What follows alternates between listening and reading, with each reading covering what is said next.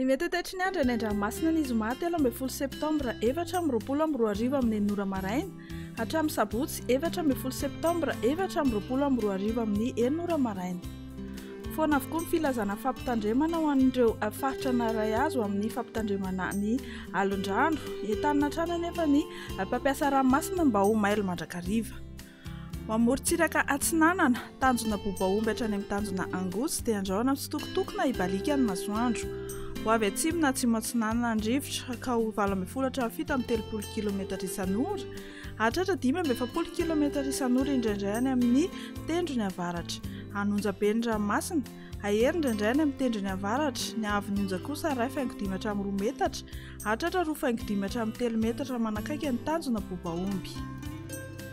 Tanjona Angotsy hatrany Mahanoro dia anorana mahalana.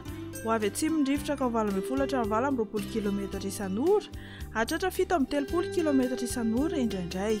Anonja be ny ranomasina ary ny avy onja dia manodidina ny 2.5 metatra. Ho amin'ny Mahanoro hatrany Tolaniaro dia izy tandrifondraona mitsitokotoko any avaratry Manakara. Ho maina kosa ny andro any Akafa. Ho avy atsimo Atsinanana ny rivotra ka ho 7.20 km isan'ora.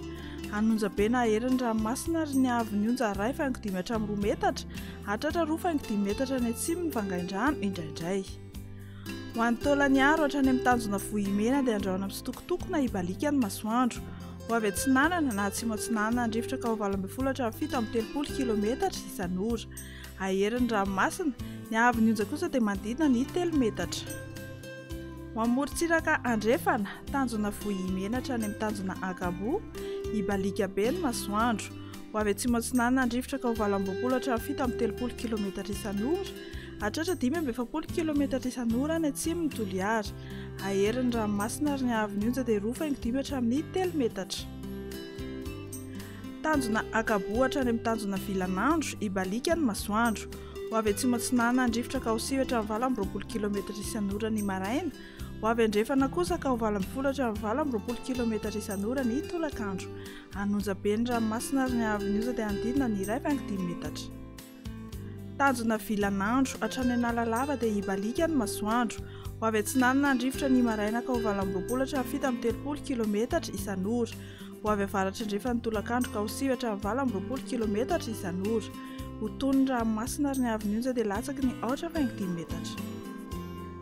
Analalava hatrany amin'ny tanjona Bobaomby dia andraona mitsitokotokona ibalika ny masoandro. Ho avy Atsinanana ny rivotra ka ho 7.20 km isan'ora ny Maraina. Ho avy Andrefana ny Tolakandro ka ho 20 km isan'ora. Ho tony ny ranomasina ary ny avy onja dia latsaky ny 9 metatra.